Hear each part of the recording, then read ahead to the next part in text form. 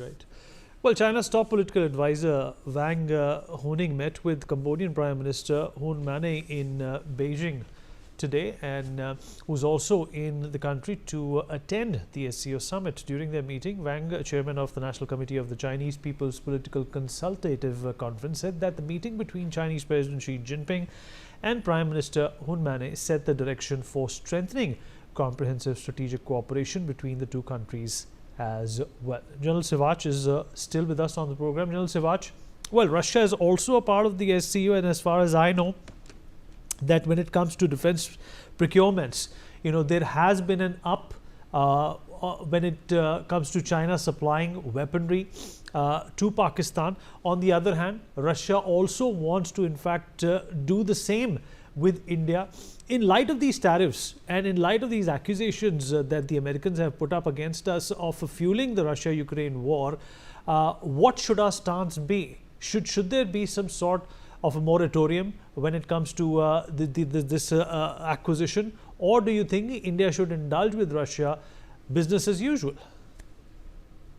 Absolutely, we need, as far as the US is concerned, they must understand the ground reality.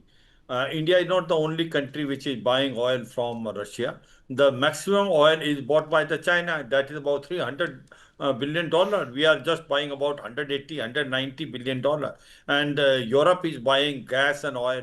Coal is being bought by Turkey, Japan, and Turkey is also buying oil from there. And US is also doing trade with Russia, especially uranium, hexafluoride, chemicals and fertilizer. So just targeting India, I think is very unfortunate. Should we change our stance? Should we stop taking oil from Russia? I don't think we are going to do that. We have already overcome that situation. If we were to do this, we could have done it earlier. Now, India has taken a very firm stand that India will do what is in interest of India. And it is India's economic interest to get oil from Russia, not only cheaper, which is about 40 to 45% cheaper than the world market, also on a ruble format. So I suppose we are not going to change that stance. Now, as far as the weapons are concerned, remember that we used to earlier almost import 80% of our weapons from outside.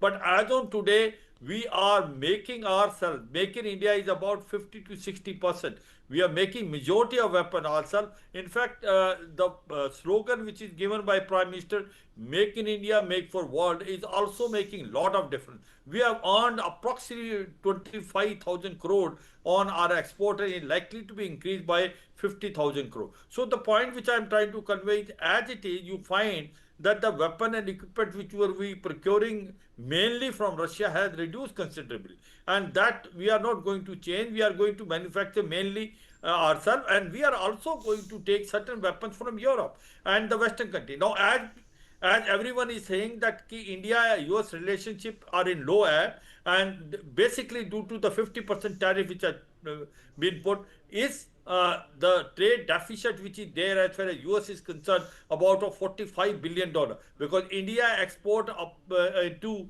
US is about $90 billion, and their export to India is about $42 billion. There is a trade deficit as far as US is concerned about $45 billion. What we are doing, we are still buying weapon equipment from US, and these are basically, you find combat infantry vehicle, which is a Striker, which is about $3 billion. Then we are anti-tank Javelin missile, we are buying about $2 billion, and P8I, again those surveillance and recce aircraft, about another $1.5 to $2 billion.